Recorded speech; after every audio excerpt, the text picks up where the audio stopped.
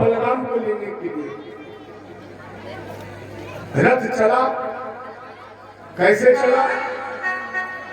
रथेन वायुवेगेन, रथ चला है हवा की तरह तेज। और मथुरा से गोकुल पहुंचा कितनी देर में है? सूर्य शास्त्र गिरी न, ये रथ पहुंचा है सूर्यास्त के समय। और ऐसा विद्वान लोग बताते हैं कि मथुरा से गोकुल की जो सीधी दूरी है, घूमकर नहीं, जो मथुरा से वसुदेव गोकुल बच्चे को लेकर गए हैं, वो फासला मात्र 9 किलोमीटर का है। आप जब 84 को ब्रजभूमि की परिक्रमा करेंगे तो आपको हर 9 किलोमीटर पर एक गांव मिलेगा। ये विशेषता है, हर 9 किलोमीटर पर आपको एक विश्राम स्थल मिलेगा। मेरे कहने का मतलब है जब मथुरा और गोकुल का फासला मात्र 9 किलोमीटर का है, और अक्रूर जी ने रथ कैसे दौड़ाया? वायुवेगेन, हवा की तरह। राजा परीक्षित ने कहा गुरु जी पूरे दिन बने कहाँ रहे? क्योंकि रथ चला है कुशित्वा रथ मास्थाए। रथ कब चला? उषा काल में। और पहुंचा कब? सूर्यास्त के समय, लगभग 12 घंटे में। तो 12 घंटे की दूरी अक्रूर जी ने तय की 9 किलोमीटर। कहाँ गए? बाबा ने इसका उत्तर दिया। क्या लिखा?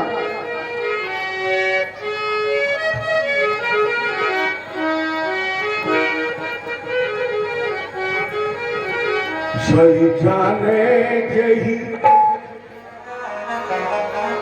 आराम से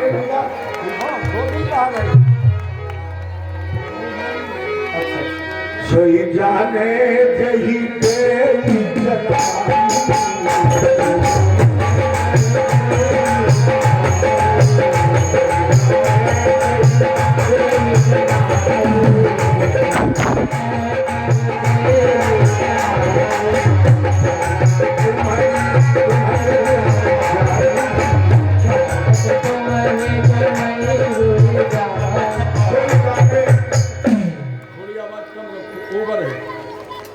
सोई जाने दे देई जनाई और जानत तुम्हारी वही जाई। ब्रह्म को वही जानता है जिसे वो जन्माता है, लेकिन अभी अक्रूर को ब्रह्म जन्माना नहीं चाहता है। इसलिए जब जीवात्मा परमात्मा से मिलने के लिए चला तो बीच में प्यारे माया है। माया में अक्षर कितने हैं? 2, माँ और या। और जब माँ और या दोनों एक साथ जुड़ते हैं तो 2 बातें बनते हैं, या तो मैं बनेगा या फिर माया बनेगी। और जब तक तुम्हें मैं रहेगा और जब तक तुम्हारे पास माया रहेगी तब तक परमात्मा तुमसे कोसों दूर रहेगा। तो अक्रूर जी क्या करे? तो मथुरा से गोकुल यमुना जी की तरफ, और जैसे यमुना जी के किनारे पहुंचे माया ने कहा अक्रूर तुम्हें शर्म नहीं लगती है? अपने हाथों से अपने भतीजों को काल के गाल में झोंकने ला रहे। अक्रूर जी ने कहा तो मैं जाऊंगा ही नहीं। तो इन्होंने रथ अपना मोड़ दिया गोकुल से मथुरा। और जैसे मथुरा आई मन ने कहा अक्रूर कृष्ण केवल तेरा भतीजा नहीं है। अगर कृष्ण भतीजा होता तो 6 दिन की उम्र में पूतना, 3 महीने में सकटासुर, 7 वर्ष की उम्र में क्या गोवर्धन उठा लेता। वो परम पिता परमात्मा है। अक्रूर ने कहा तो जाऊंगा। प्रणाम चलो फिर चल पड़े। पूरा टाइम केवल मथुरा से यमुना और यमुना से मथुरा। अरे अतिशय नगर करे जो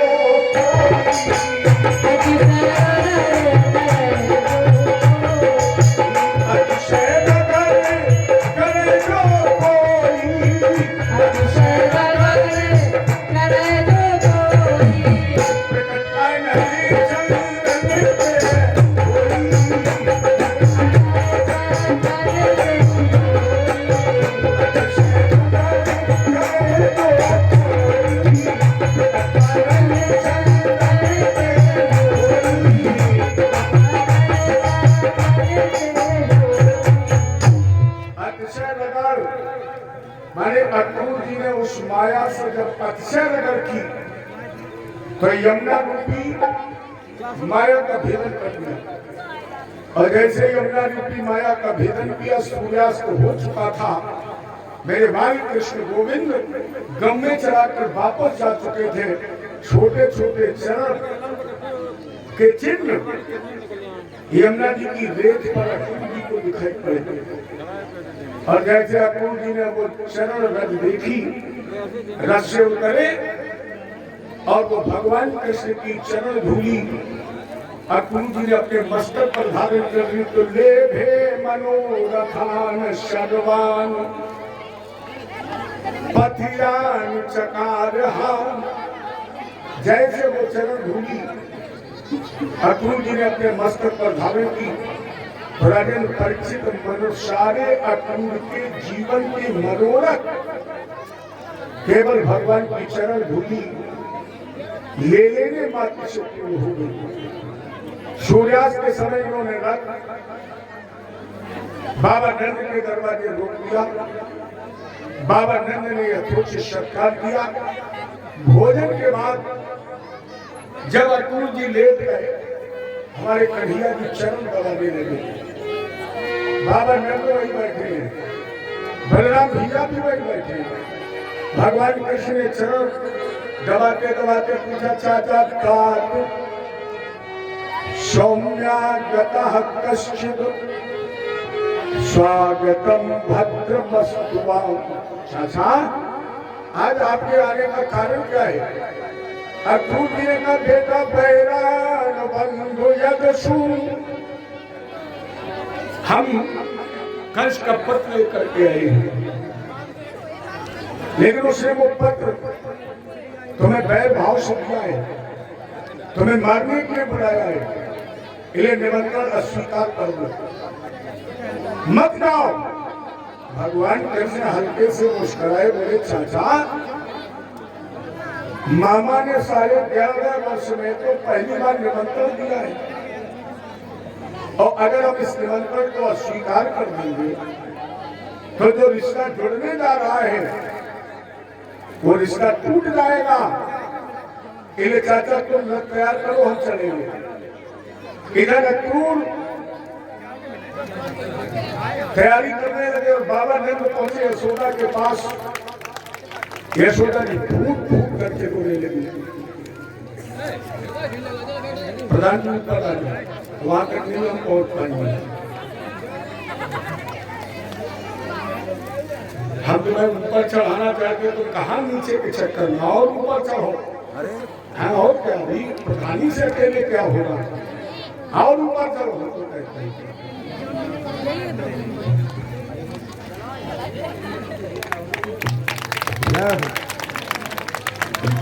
चौधरी चरण सिंह जय हो। हाँ, यही है। जब भक्त भगवान की उस समय मैया यशोदा भगवान कृष्ण के वियोग की कल्पना में रो रही थी।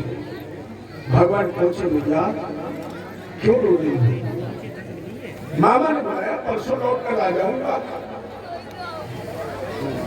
केवल मुझे तो माखन मिश्री खिला दो। तो मैया, जब तक मैं मथुरा रहूंगा तब तक मुझे कौन भूख लगाएगा?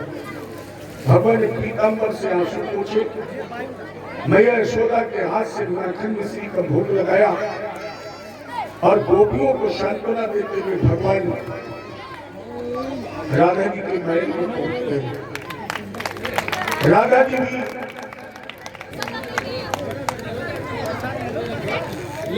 कृष्ण के वियोग की कल्पना में रो रही थी। भगवान कृष्ण ने कहा, राधा तुम रो रही हो, जबकि हमारा तुम्हारा जन्म केवल धर्म की स्थापना के लिए हुआ है। राधे, हम शरीर दो लेकिन जान तो एक ही है, इसलिए मत रो। और राधा जी को सांत्वना देकर जैसे भगवान कृष्ण आगे बढ़े, राधा जी पीछे चिल्ला के भागी। लेकिन मेरे कन्हैया जी कितने बेदर्द है, एक बार भी राधा जी की तरफ बोलकर नहीं देखा। राधा जी चाहती थी कि मेरा कन्हैया एक बार मेरी तरफ देख ले, लेकिन मेरा कृष्ण को इतना बेदर्द है कि राधा जी की तरफ मुड़कर नहीं देखा। लेकिन कितना बेजोड़ प्रेम है कि जब भगवान कृष्ण महल के बाहर निकले, उस समय दरवाजे पर ललिता खड़ी थी। भगवान ने राधा जी की तरफ तो नहीं देखा,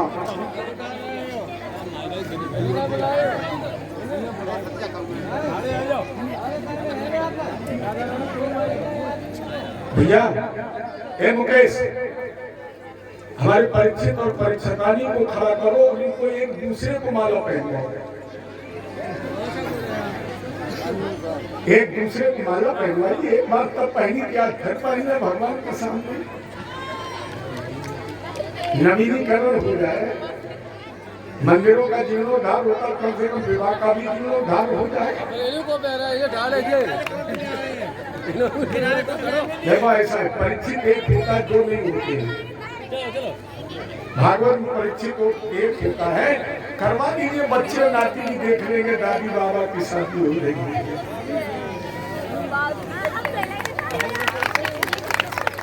अब तो पहना दो, बच्चे ताली बजा रहे हैं।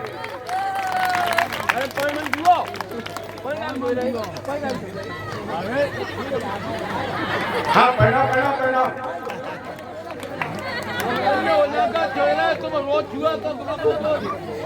अरे झुक जाइयो सनक रघुबीर, लली जी अभी छोटी है।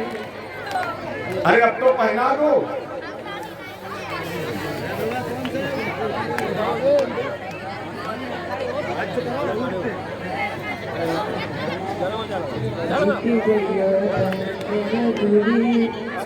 लली जी अभी छोटी है,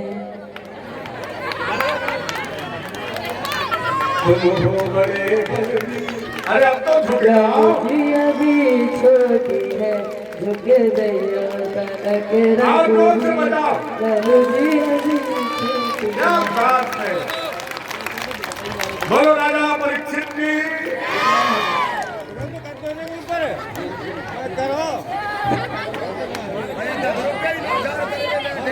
कोई कार्य करे उनको मन थोड़ी है तो उनके बाप ने जबरदस्ती करवा दो। आज राजा बने हैं,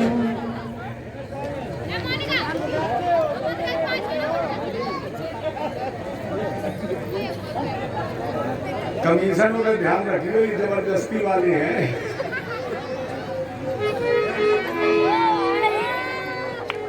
भगवान कृष्ण जिस समय महल के बाहर निकले, ललिता जी पहले पर खड़ी थी।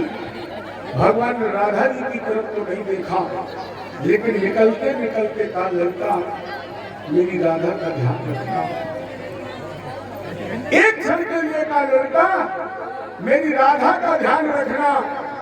और वो बेरहम कृष्ण बलराम भैया का हाथ पकड़कर दौड़कर अकुल के स्वर्ण रथ पर चल गया। बाबा नंदलाल वाले पहले चले गए, और जैसे स्वर्ण रथ अक्रूर ने हाका, यशोदा चिल्ला पड़ी, अक्रूर रुक जाओ, मत ले जाओ ये कृष्ण को। कितने विद्वानों ने नाम तुम्हारा गलत रख दिया। पहुंची पहले द्वार पर,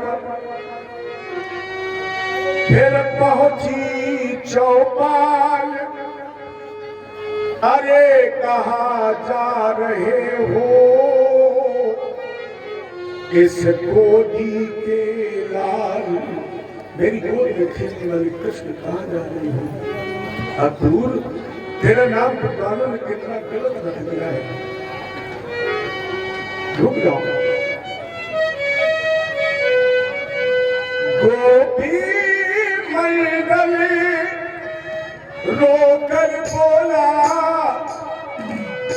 गोपी मंडल रोकर बोला, गोपिका बिहारी कहाँ चले।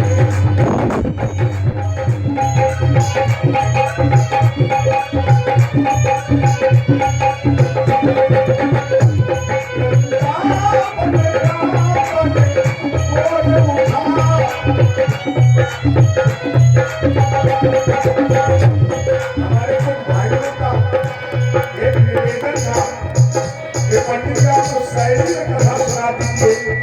इस शायरी में आप कभी मनोरंजन में कथा सुनाते थे और यही शायरी थी हमारी।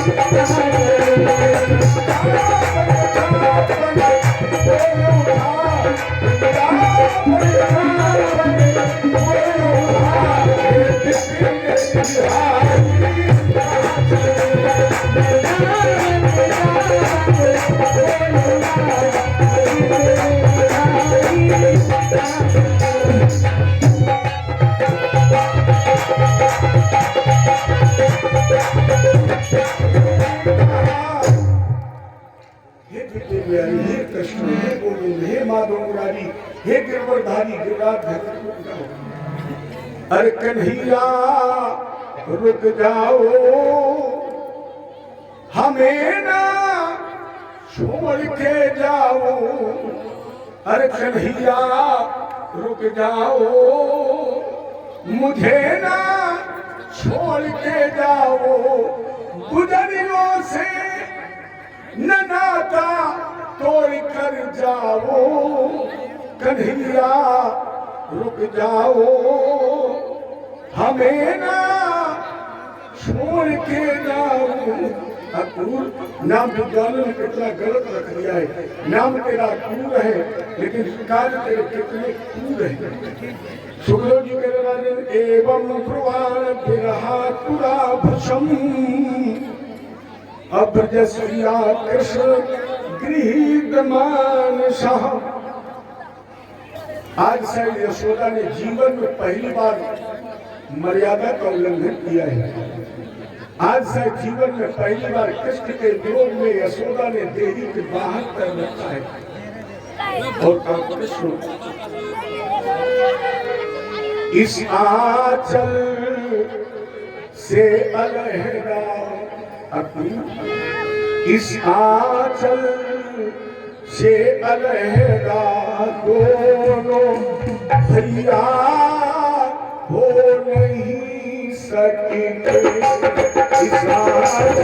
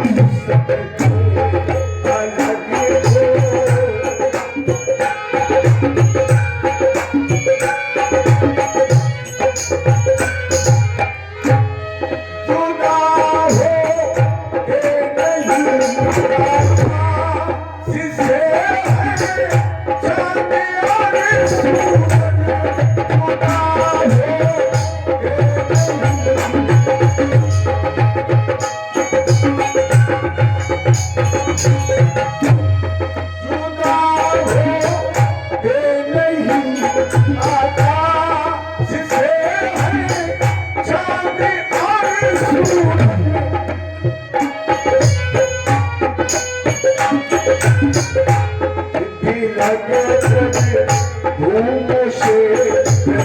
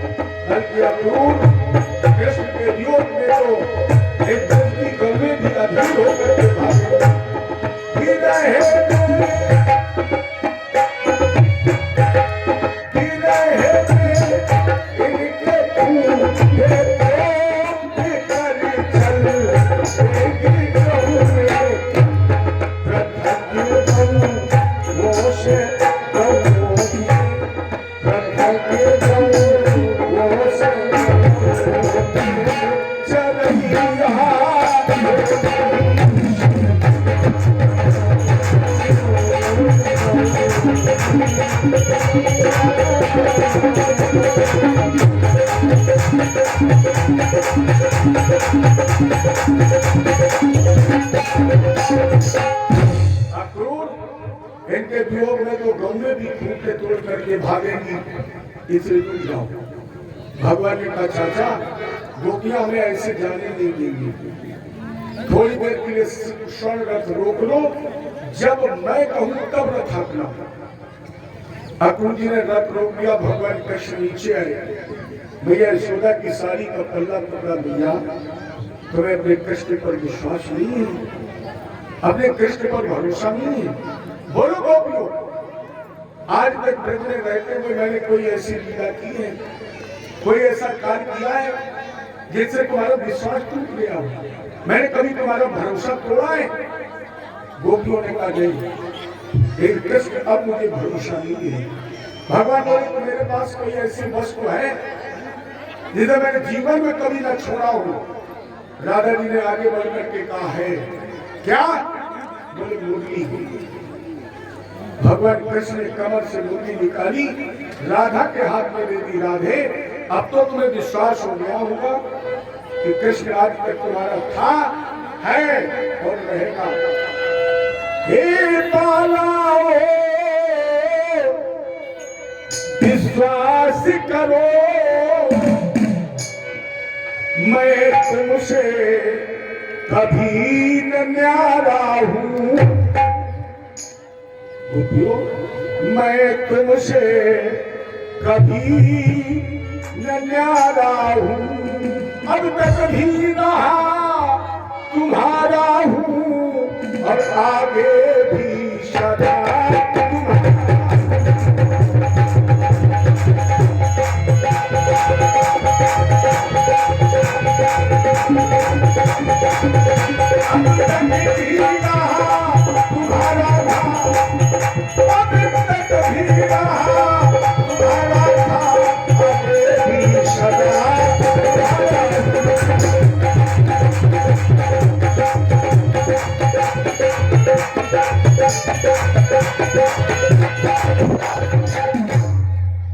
कृष्ण तुम्हारा था, आज भी कृष्ण तुम्हारा है और गोपियों आगे भी कृष्ण तुम्हारा रहेगा।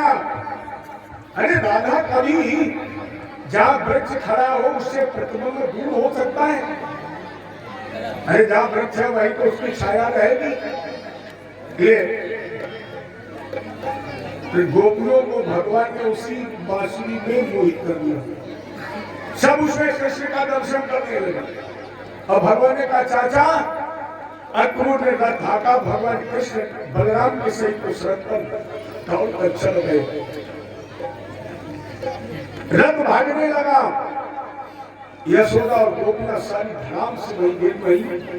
कृष्ण के वियोग में ऐसे तड़प रही है जैसे जल के बीच में मछली बगैर। राजेंद्र आपको पता है राजा दशरथ को तब तक उम्मीद बनी रही, मेरा कृष्ण आ जाएगा, मेरा राम आ जाएगा, कब तक, जब तक सुमंत्र लौट कर नहीं आए। और जैसे सुमंत्र आए, राजा दशरथ ने पूछा, सुमंत्र? सुमंत्र ने कहा, राजेंद्र राम नहीं आए। और जैसे कहा राम नहीं आए, तो दशरथ जी की स्थिति क्या हुई? रघुनंदन प्राण प्रीते दिन जियत बहुत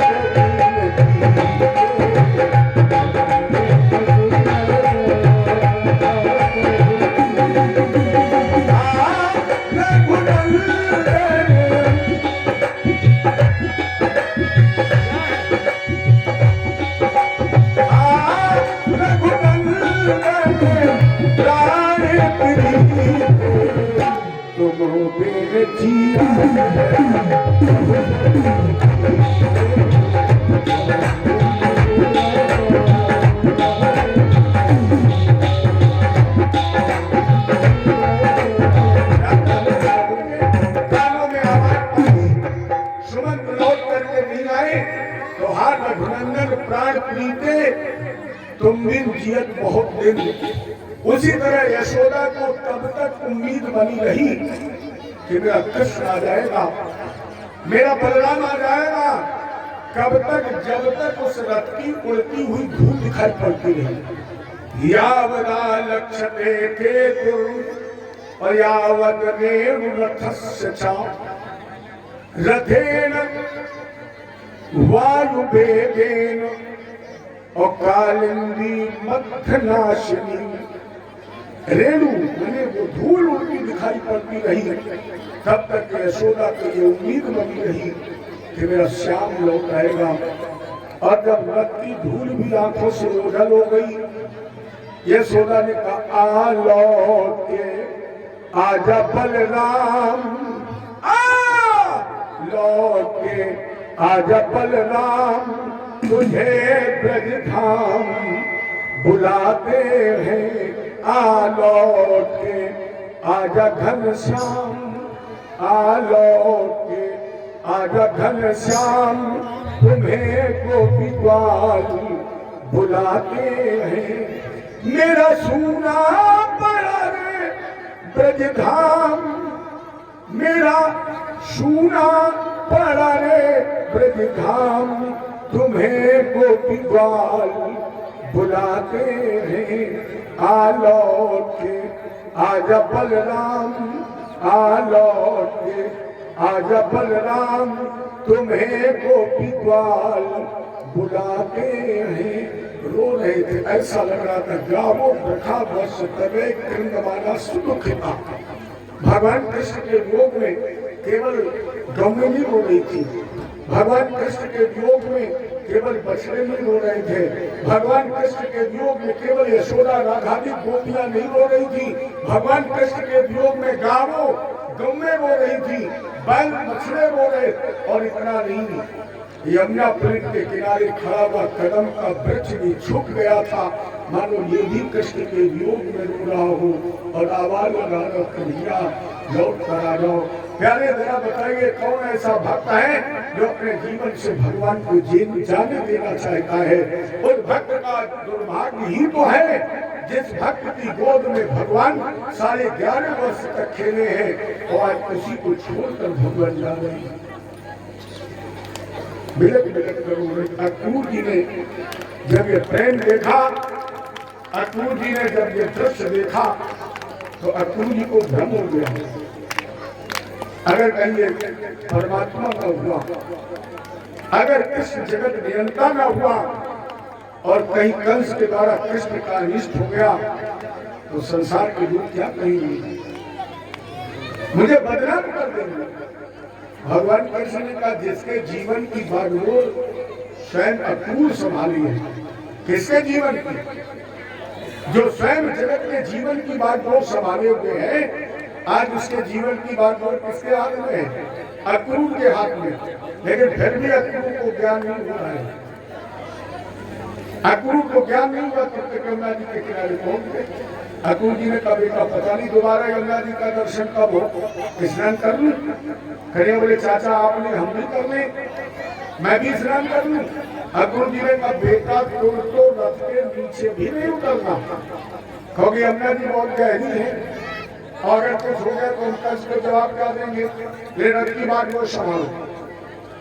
कृष्ण ने रथ की बात वो संभाली और अक्रूर जी ने जैसे यमुना जी के अंदर डुबकी लगाई तो रथ कृष्ण और बलराम दोनों यमुना जी के अंदर।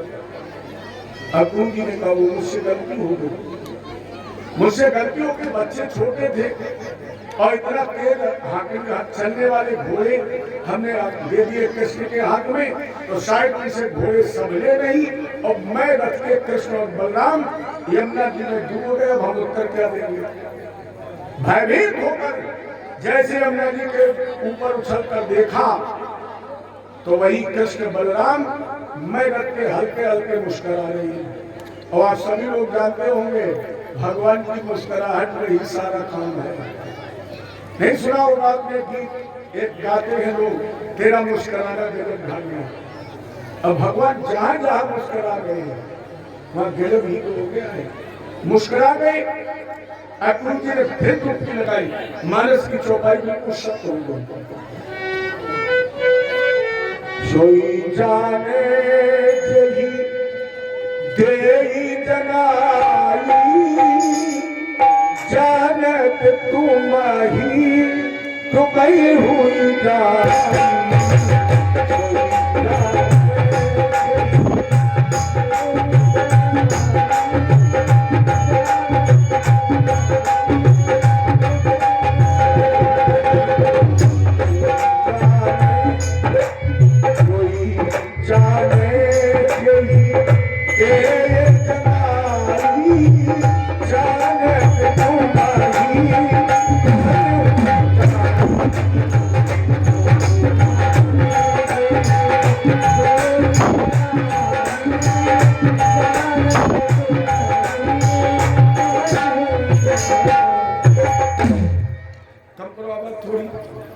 सोई जाने के देई जनाई और जानत तुम्हारी हुई जाए। अक्रूर जी ने जैसे डुबकी लगाई, अब यार प्रसंग को 1 मिनट के लिए यही रोक दीजिए, यही रोकिए। जग में सुंदर है जो नाम, चाहे कृष्ण कहो या राम। हम आप सभी जानते हैं कि दोनों एक ही है, लेकिन प्यारे राम और कृष्ण के अवतार में 12 घंटा का अंतर है। प्रसंग यही लोग कहते हैं समझे, राम और कृष्ण में अंतर क्या है? दोनों एक हैं, एको हम ब्रह्म द्वितीयो नास्ति, लेकिन जन्म से ही अंतर है। राम जी का जन्म मध्य दिवस शीत में घामा और भगवान कृष्ण का अवतार मध्य रात्रि आधी रात्रि। क्या संदेश दिया है? भगवान राम ने कहा तुम्हें भूख लगे मेरी याद करना, हम तुम्हारी भूख मिटा देंगे। और भगवान कृष्ण ने कहा रात में अगर तुम्हें काम देव सताए मेरी याद करना, हम तुम्हारा काम मिटा देंगे। और प्यारे जिस दिन व्यक्ति के अंदर से भूख और भोग मिट जाएगा उसी दिन भारत में भक्त का कल्याण हो जाएगा। क्योंकि हमारे आपके लिए 2 ही कार्य तो है, 2 ही काम हो रहे हैं, भूख और भूख। 2 ही काम है, भूख और भोग।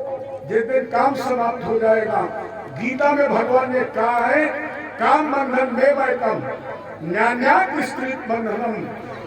मनुष्य मात्र पर केवल एक बंधन है और अगर उस बंधन को काट दे तो दूसरा बंधन अपने आप कट जाएगा। कौन बंधन है? पहला बोले कामना का, काम का बंधन है। प्यारे जीवन में एक काम पूरा नहीं होगा और दूसरा काम कैसे होता है? हर जग में जन्मे जब बाल भये और तब एक रही सुध भोजन की, अतन में करुणाई जब प्रगति और तब प्रीत रही करुणी तन की। अप्रत भये धन की तृष्णा और सब लोग कहे सन की। बाबा को तो नींद नहीं आ रही है, तो सवेरे 4 बजे के चिल्लाने लगे, काय चिंटू गोबर नहीं करो, तो नादी लगाई तो भीतर तक, हे भगवान जल्दी उठाओ, ये दुगला तो पागल हो गया है, न सोता है और न सोने दे रहा है। तो व्रत भय धन की तृष्णा, सब लोग कहे सन की, सुख मंजुल नाई मिलो कबहू, और नई अंत समय मन की चली गई साथ में। केवल जो इसको जीत लेता है, केवल यही जीतना है। भगवान फिर कह रहे हैं, काम बंधन मुक्तो ही ब्रह्म भूपाय कल्पते, जो कामना के बंधन को जीत लेता है, जो काम को नष्ट कर देता है, वो मुझे अर्थात ब्रह्म भाव नारायण को प्राप्त कर लेता है। तो राम जी ने यही कहा है कि प्यारे भूख दिन में लगती है, रात में नहीं लगती। अगर रात के 10 बजे तक ना मिले और रजाई गद्दा मिल जाए तो सवेरे मिल जाएगा, कट जाएगा किसी तरह। और अगर दिन में ना मिले, रामी मालिक है। भगवान ने कहा भूख सताए मेरी याद करना, तुम्हारी भूख मिटा देंगे। कृष्ण ने कहा तो मेरी याद करना, तुम्हारे जीवन का काम मिटा देंगे। भगवान राम दोपहर में आए, क्या किया, और कृष्ण रात में आए, क्या किया। राम जी ने बहु विवाह की प्रथा को तोड़ दिया। उसमें बहुत विवाह होते थे, लेकिन राम जी ने एक पत्नी व्रतधारी का संकल्प लिया, और भगवान कृष्ण ने कितने किए, 16,100। बताइए, है नदी के 2 किनारे।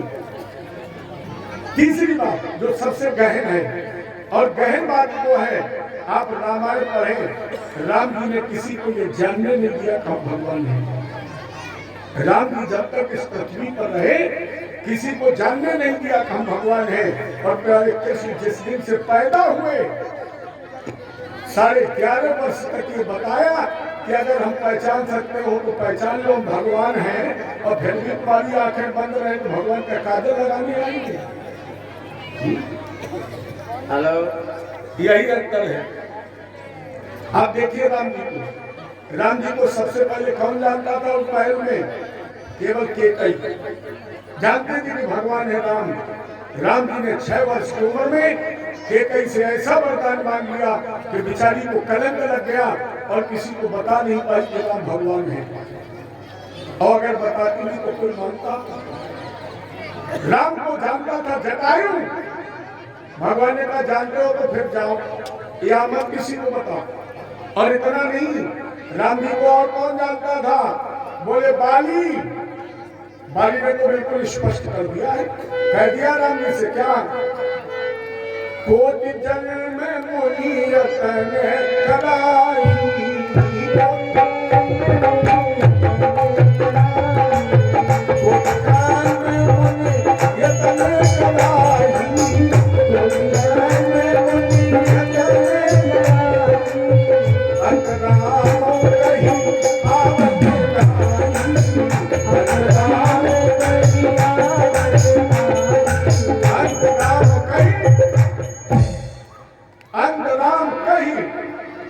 अंत में जो राम कह देता है वो फिर इस धरा धाम पर लौट कर नहीं आता है। लेकिन अंत राम कही, अंत में राम कह भी तो नहीं पाता है।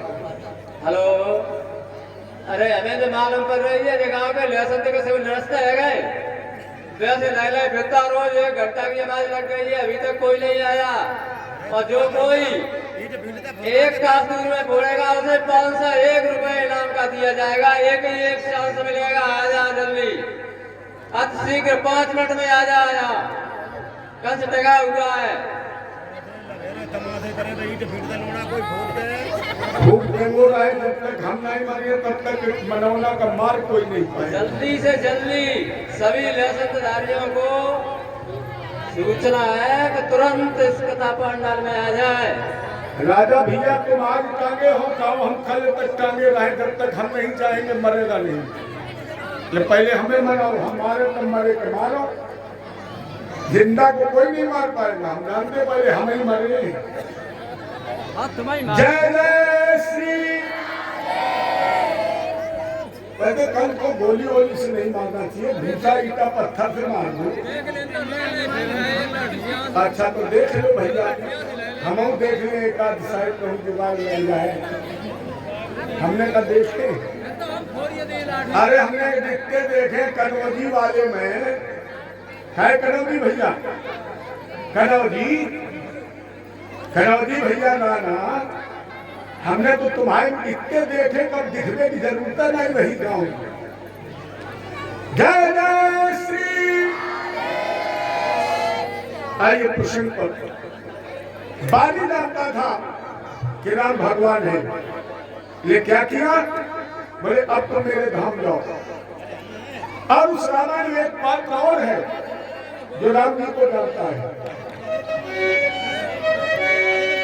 खरी दूषण को समय बलवंता,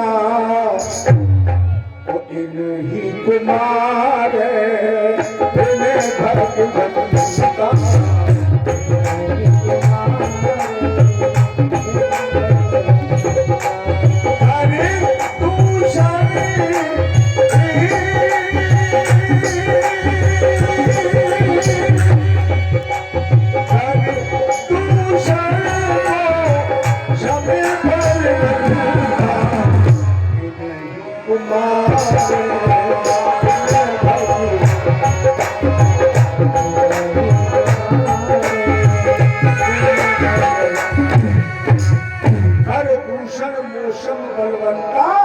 और इन्हीं को मारे बिन रावण भी जानता था कि राम भगवान है। राम जी ने कहा तो तुम ही जाओ। मेरे कहने का तात्पर्य केवल इतना है कि जिसने जान लिया कि राम भगवान है, उसको भगवान ने इस पृथ्वी पर रहने नहीं दिया। लेकिन भगवान कृष्ण ने क्या किया, कदम कदम पर बताया है कि भगवान है। कहा पैदा हुए जेल में, चतुर्भुज रूप में। एक क्षण लगा, बच्चे बन गए और बच्चे बनकर हथकड़ियां बेलियां काट दी और गोकुल चले गए। ये भगवान ही को कर सकते हैं। 6 दिन की उम्र में पूतना को मार दिया, ये भगवान ही कर सकते हैं। अरे कुछ लोग कहते हैं हम कृष्ण को मानते नहीं है। आजकल कुछ ऐसे भेद विद्वान हो गए हैं कि जो भगवान को नहीं मानते हैं। मत मानिए, मैं नहीं कहता हूँ कि मान लीजिए, लेकिन मेरे कृष्ण ने जो किया वो तुम कर सकते हो। आज के परिवेश में कुछ गुरु भी ऐसे, एक मिनट ध्यान दीजिए, आज के परिवेश में कुछ गुरु भी ऐसे हैं जो ये दावा करते हैं कि भगवान है। आज हिंदुस्तान में ऐसे गुरु हैं जो मजमा लगा के दावा करते हैं कि तुम मेरी शरण में आ जाओ, मुझे गुरु बना लो, क्योंकि हम भगवान हैं। और हिंदुस्तान की प्रजा जितनी पढ़ती जाती है उतनी ही पागल बनती जा रही है। मैं नहीं कहता कि इनसे आप दीक्षा मत लीजिए, मैं नहीं कहता कि इनको मत मानिए, मैं कहता हूं इनको भगवान मानिए। लेकिन भगवान मानने से पहले केवल एक परीक्षा कर लीजिए, केवल एक परीक्षा। कह दो गुरु जी, अरे लानत है उन हिंदुस्तानियों पर जो इनके लोगों के झांसे में आकर राम कृष्ण और हनुमान को कुएं में फेंक देते हैं। मैंने देखा अपने हिंदुस्तान में लोग इन लोगों के बहकावे में आते हैं और हमारे जो पूर्वज हैं, हमारे जो भगवान है, उनको कुएं और तालाब में फेंक देते हैं। और इन लोगों को अगरबत्ती लगाने लगते। क्यों? बोले हमारे गुरु जी तो 400 आश्रम के मालिक हैं।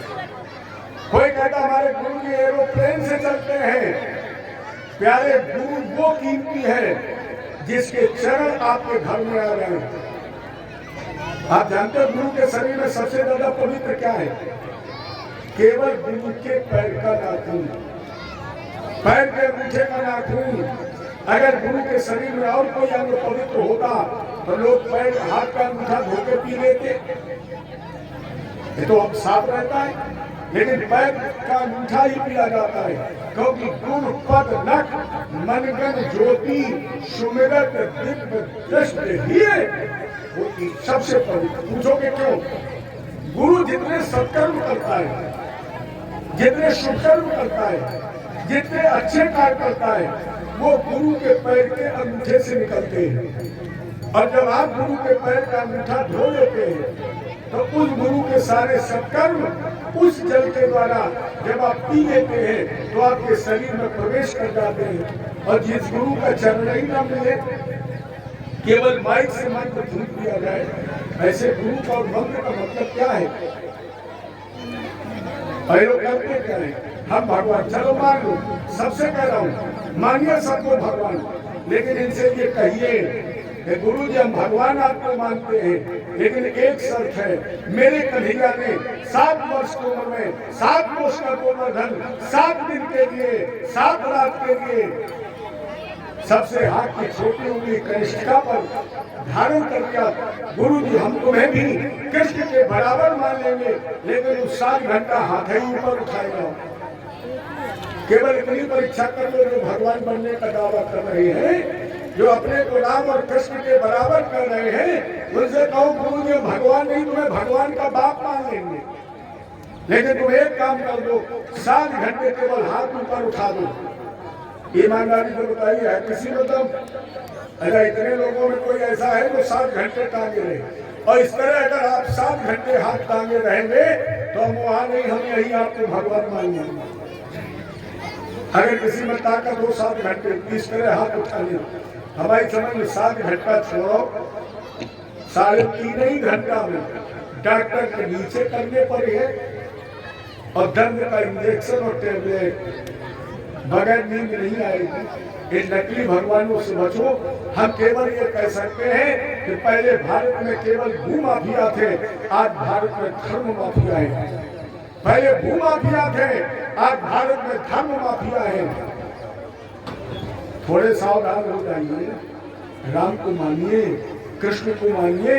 अरे ना भगवान मान करके मानो, ये तो मानो कि हमारे पूर्वज हैं, ये तो मानो कि हमारे पुरखा है। और जब इन पुरखों की पूजा नहीं करोगे तो इन पुरखों की सेवा करोगे? अरे भैया जब तक उनकी सेवा नहीं करोगे, कभी बच्चों में तुम्हारी सेवा का संस्कार पैदा नहीं हो सकता है। पिता खुद पैर क्यों छूता है? अगर छोटा बच्चा साथ में है तो कम से कम पिता 3 बार पैर छूता है और कहता बेटा देखो हम भी छू रहे हैं तो तुम भी छू। तो उस बच्चे के मन में ये भाव बनता है कि पिता छू रहा है तो हमें भी छूना चाहिए, ये अच्छा कार्य है। और तुम सामने बीड़ी फूंक रहे हो और उधर लल्ला जब चूल्हे तो जगा ला, लल्ला ने रास्ता में सोची बप्पा पी रहे तो अच्छी हुई है, सो वो बीच में आओ तुम्हारे के पहले बोले 2 फूंक उछल गए। बोले बीड़ी ज्यादा कैसे चल गई? बोले पापा चूल्हे में ज्यादा घुस गई थी तो जल गई। मत करो ऐसा। हम तो ये चाहेंगे कि जो दुर्व्यसन तुमने अपने पिता से छुपकर सीखा है, उससे कहीं ज्यादा वो दुर्व्यसन अपने बच्चों से छुपाओ, क्योंकि बच्चों से नहीं छुपाओगे। मान लो तुम पीते हो और तुम्हारे सामने बच्चा आ जाए पी के, तो तुम कहोगे बेटा क्यों पी है? और अगर तुमने कह दी क्यों पी तो उसने पूछ दिया पापा तुम काहे पी के आए हो, तब क्या बोलोगे? इसलिए अपने आप को छुपाओ। तो भगवान कृष्ण ने ये जगत को बताया है कि हम भगवान हैं। 11.5 वर्ष की उम्र तक आप पढ़े भागवत जी, 11.5 वर्ष तक भगवान ने कोई अस्त्र शस्त्र नहीं छुआया। किसी अस्त्र शस्त्र का प्रयोग 11.5 वर्ष की उम्र तक भगवान ने नहीं किया है, कृष्ण ने। और राम जी ने पहले ही तारका को मारा तो बाड़ी से तो मारा है, एक बाण। और भगवान ने क्या किया? तुम और दूध पियो, हम तुम्हारे भूखा दूध। तो ये भगवान कृष्ण में अंतर है। लेकिन प्यारे जग में है सुंदर नाम, और चाहे कृष्ण कहो या राम। केवल हमारे धर्म को दूर करने के लिए भगवान ने दोनों पहलुओं को प्रदर्शित किया है। राम जी ने संदेश दिया है कि जो मैं कर रहा हूं अगर ये जगत करेगा तो कल्याण हो जाएगा। और भगवान कृष्ण ने कहा जो मैंने किया है वो भूल करके भी मत कर लेना है। भगवान ने 16,000 कर तुम दुई करके दिखाओ है, उन्हें तुम मट्टी भोर गई, तुम कहो तुम्हें गिलास ही उठा के देख लो। तो भगवान राम ने कहा कि मेरा जो आचरण है वो आपके लिए अनुकरणीय है, आप करें। और भगवान कृष्ण ने कहा जो मैं समाज को दिखा रहा हूँ ये इसलिए दिखा रहा हूँ प्यारे इससे दूर रहो, भूल करके भी पास मत आओ तो तुम्हारा कल्याण हो जाएगा। कि राम और कृष्ण में अंतर है। तो यहाँ पर भगवान ने रामायण की चौपाई को सिद्ध कर दिया। कृष्ण को अपने परम रूप का दर्शन करा दिया। वहां न रथ था, न वहां घोड़े थे, न बलराम थे। बलराम मिला चतुर्भुजी रूप में, देखा शेष की सैया और उसी पर चतुर्भुजी रूप में हमारे कन्हैया जी शंख चक्र गदा पद्म। अर्जुन जी ने तुरंत हाथ जोड़ लिए। प्रभु ने स्वरूपम अभिदुरात्मनस्ते राजा गयो नाथया गृहीता अजोर्बद्धा सगुण रजाया अगुणात् परम वेद नाते स्वरूपम। नाते स्वरूपम वेद। आप कौन हैं जिनके स्वरूप का वर्णन वेद ही नहीं कर सकते? कृष्ण आप वो हैं जिसका वर्णन वेदों ने 96,000 ऋचाओं में किया है। और 96,000 ऋचाओं में करने के बाद भी जब बात नहीं पाया तो केवल नेति नेति नेति कहकर बुलाया। ये कौन है?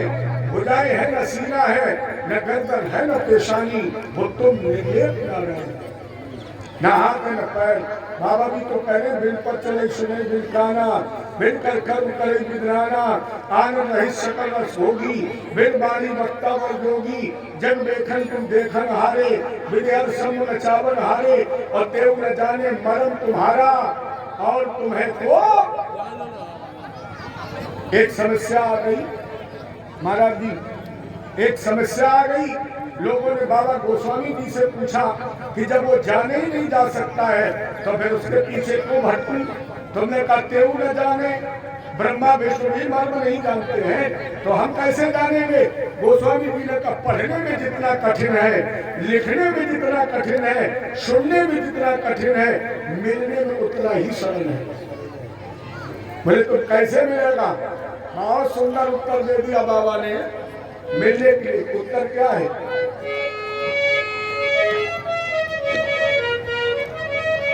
क्या लिखा बाबा?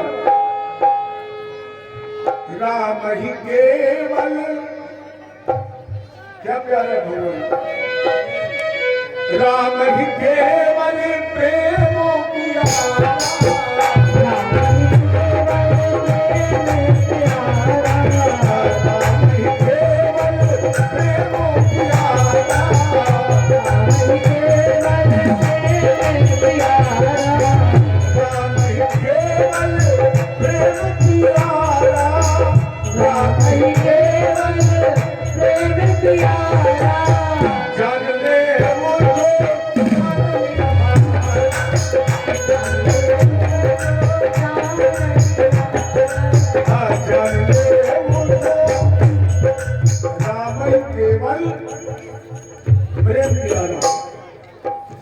राम जी कैसे मिल सकते हैं? कैसे मिल सकते हैं? केवल प्रेम से, और कोई उपाय नहीं है। कल भी मैंने कहा तो मोहन प्रेम बिना नहीं मिलता, चाहे कर लो कोट उपाय और भी लिखा है। लल्लो है ना यार, आपके पास आएगा प्रेमों के बस है दया निधान, प्रेमों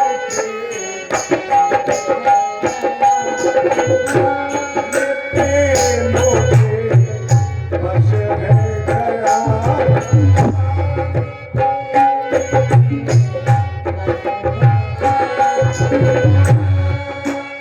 जाति पात का जिक्र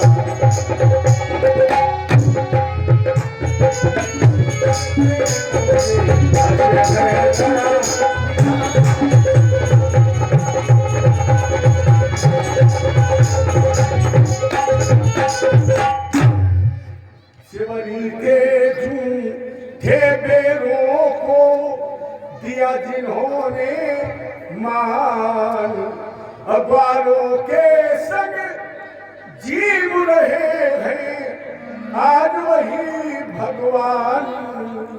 प्रेम के बस है दया, केवल प्रेम से। आप उसे धन से प्राप्त नहीं कर सकते हैं, आप उसे तन से प्राप्त नहीं कर सकते हैं, आप उसे यश से प्राप्त नहीं कर सकते हैं। प्राप्त कर सकते हैं तो केवल प्रेम से। ढाई अक्षर है प्रेम तो नटवर नैन समाये, लेकिन प्यारे याद रखना प्रेम का पंथ निराला। मैंने एक दिन कहा था परमात्मा से प्रेम करने से पहले अपने को पत्थर बना लेना, क्योंकि पत्थर नहीं बनोगे तो संसार के लोग तुम्हें बदनाम कर देंगे, और अगर बदनामी से डर जाओगे तो मेरा गोविंद तुमसे दूर हो जाएगा। ले बदनामी से मत डरो, कहने वालों का काम है कहने दो, तुम अपना लक्ष्य बनाओ। अतुल जी ने भगवान के परे रूप का ध्यान किया, परे रूप का चिंतन किया, भगवान ने अपना उद्दीपक स्वरूप अंतर्हित कर लिया। बाबा अतुल ने वस्त्र पहन लिए, रथ की बात रोक संभाली, कृष्ण बलराम को रथ पर बैठाला और पार कर दिया। पहुंचे मथुरा, जहाँ पर बाबा नंद का पड़ाव पड़ा हुआ था, यहीं पर इन्होंने रथ रोक लिया। बाबा नंद के पास जाकर कृष्ण बलराम को रथ से उतारा और कहा भैया हम तो चाहते हैं कि आप चले मेरे महल में।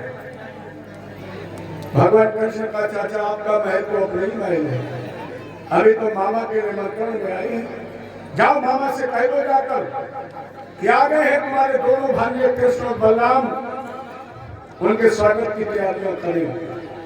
जिस समय अक्रूर ने कंस को जाकर बताया तो अक्रूर के बताने से कंस को वैसा ही धक्का लगा जैसे सूर्पनखा के बताने पर रावण को धक्का लगा। वही धक्का लगा, उसे उम्मीद नहीं थी कि अक्रूर के बुलाने पर कृष्ण और बलराम चले आएंगे। रात दरबार भंग कर दिया। इधर भगवान कृष्ण और बलराम रात विश्राम किया और दूसरे दिन अथा पराहे भगवान और कृष्ण शंकर शरणान्विता मथुरा में प्राविशद गोविंद सुपरिवारिता। भगवान कृष्ण दूसरे दिन तीसरे पहर ग्वालों और गंगा के साथ जैसे महल प्रवेश हुए मथुरा नगर में, कुछ आगे बढ़े तो रधिकम कश्चिदायांतम रंगकारम गदाग्रजाम धोबी आ रहा। भगवान ने कहा कुछ कपड़े हमें दे दो। धोबी गए गंगे चलाने वाले, तुम क्या जरूरत से वस्त्र पहनने। भगवान कृष्ण ने कहा धोबी अब हम राम नहीं कृष्ण हैं।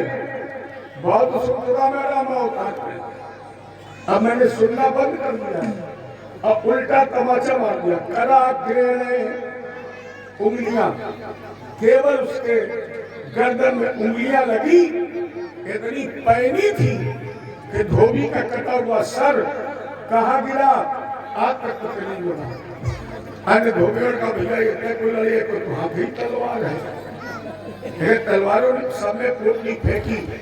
कंस को जाकर बताया ये वही धोबी था जिसके कहने पर प्यारे प्रभु ने जानकी जी का त्याग किया। और आगे बढ़े, उल्टे सीधे कपड़े पहने। दर्जी ने देखा बैठाला, कपड़े काट छाट कर सिलकर पहनाई, नाना लक्षण भेषव्याम। भगवान बोले तुम्हारी सिलाई से बहुत प्रसन्न बलवान। अब दर्जी ने सोचा कि भगवान कृष्ण की और धोबी की बात हुई, कन्हैया को अच्छी नहीं लगी, एक ही उंगली में सर कट गया और हमने मांगी, ये कह तो रहे हमसे मांगो, और हमने मांगा और कहीं इनके मन का न मांगा और धोखे मिलने अंगुली चला गई।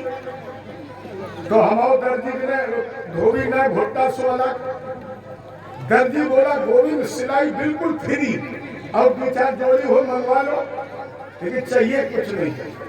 और हमारे कन्हैया जी की यही विशेषता है, जो मांगता है उसे भले ही ना मिले, लेकिन जो नहीं मांगता है वो भगवान के हाथ से कभी खाली हाथ नहीं जाता है।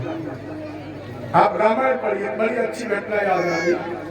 रामायण में ऐसा कोई पात्र नहीं है जिसे भगवान ने कुछ ना कुछ दिया ना हो।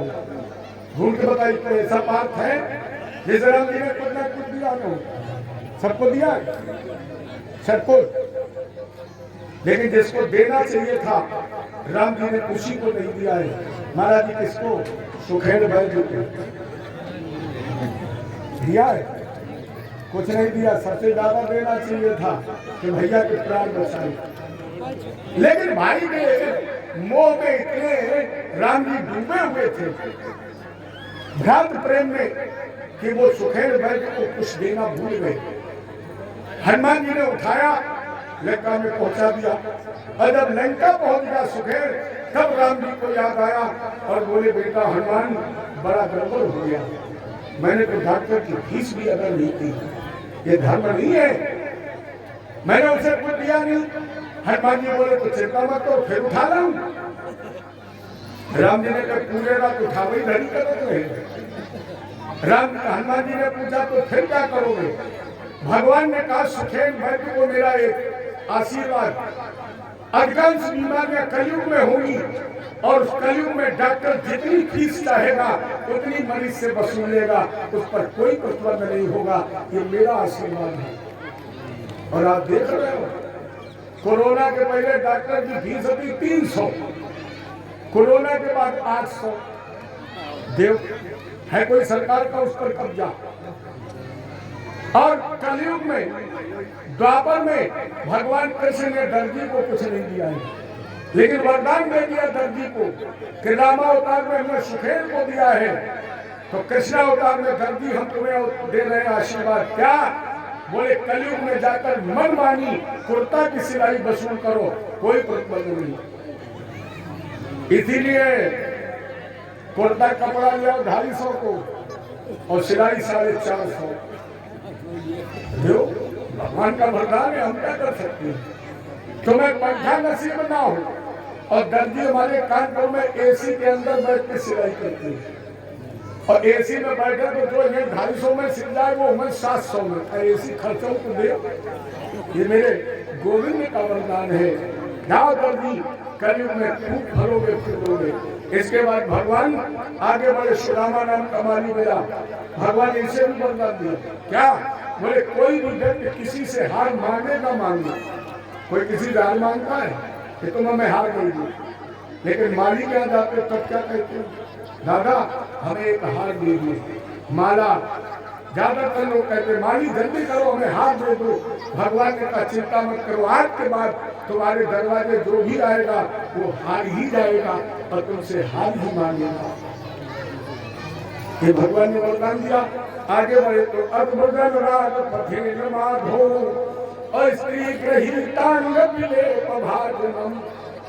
कुब्जा हाथ में चंदन का कटोरा, लोग कहते 3 जगह से टेढ़ी थी, सही में थी। अगर टेढ़ी होती तो भगवान कृष्ण ने जब पूछा कि तुम कौन हो, तो कुब्जा ने कहा 10 समैया सुंदर कंस होता, मैं मथुरा के राजा कंस की सबसे सुंदर दासियों में एक थी।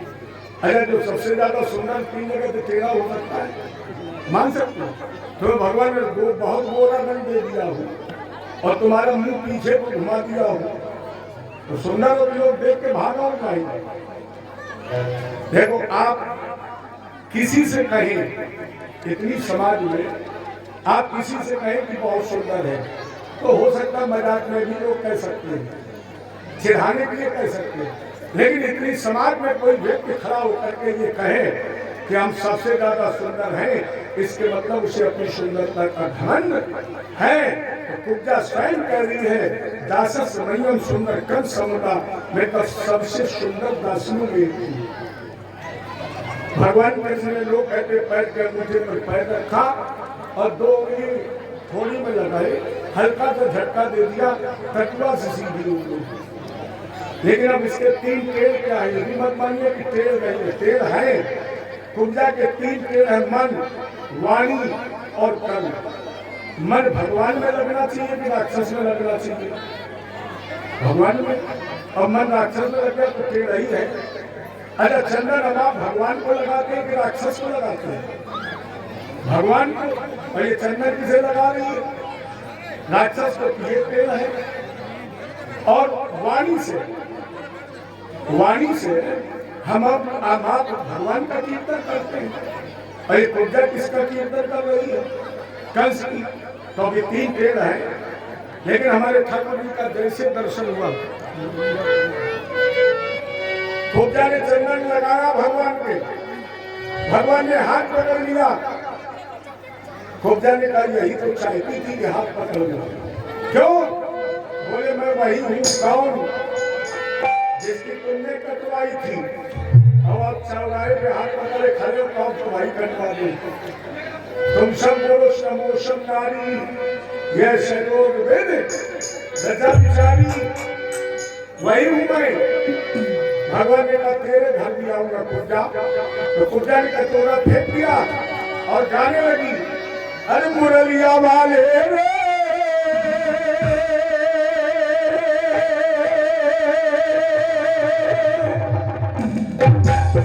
सवरिया प्यारे रे, अब तो हो जा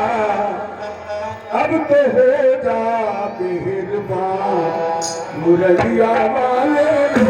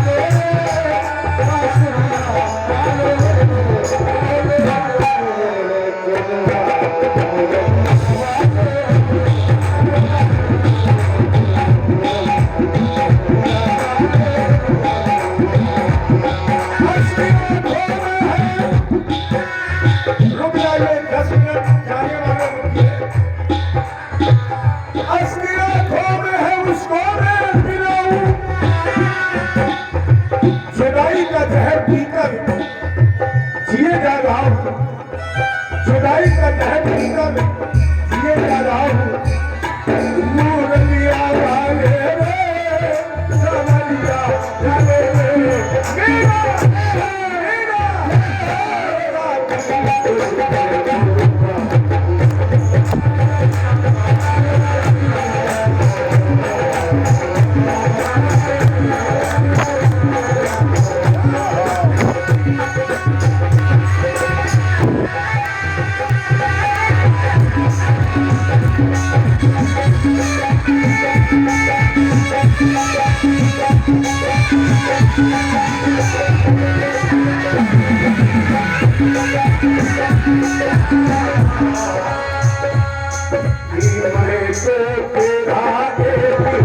मेरा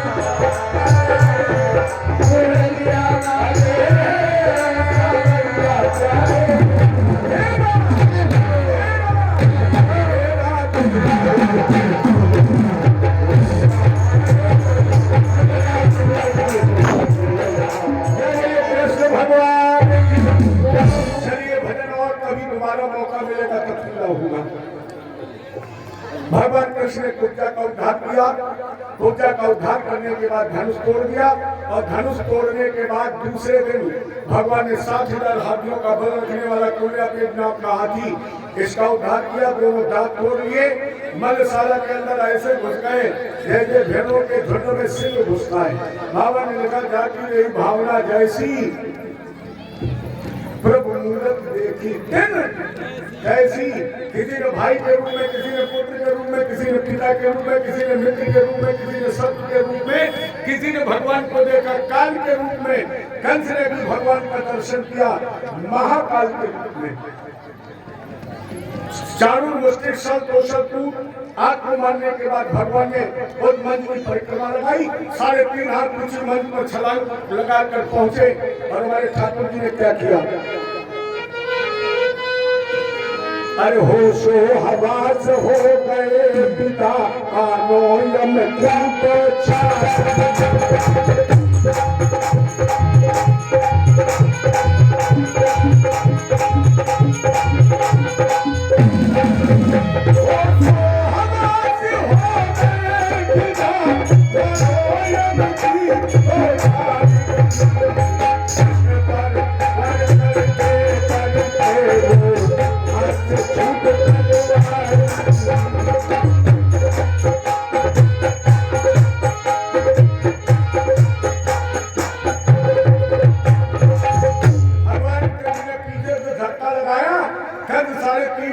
मंच से गिरा और जैसे मंच से गिरा सावधान हो जाइए।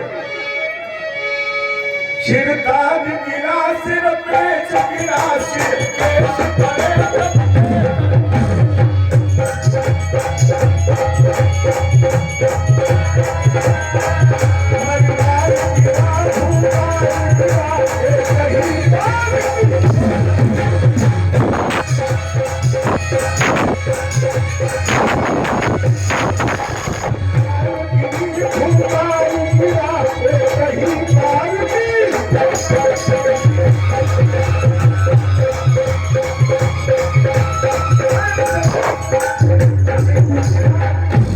मुकुट छिटक कर दूर गिरा। कंस के हाथ से मलबाल टूट गई, बाल बिखर गए। भगवान कृष्ण को अपने माँ के बालों की याद आ गई। मामा, इस संसार में वही पुत्र कहलाने का अधिकार है। एक पुत्र के अंदर अपने माता पिता के अपमान का बदला लेने का जज्बा है और जिस पुत्र के अंदर अपने माता पिता के अपमान का बदला लेने का जज्बा नहीं है, ऐसे कपूत, ऐसे काहिल और ऐसे कायर पुत्र के जन्म के बजाय उस माँ का निसंतान रहना अच्छा है। भगवान कृष्ण ने बढ़ाए हाथ और पकड़ लिए मामा कंस के बाल और कहा, मामा सावधान, जितना रो सकता है रो ले, जितना प्राणों की भीख मांग सकता है मांग ले, आज मौका नहीं मिलेगा। ये सोच क्या क्या भगवान ने सोचता समझता कुछ लेकिन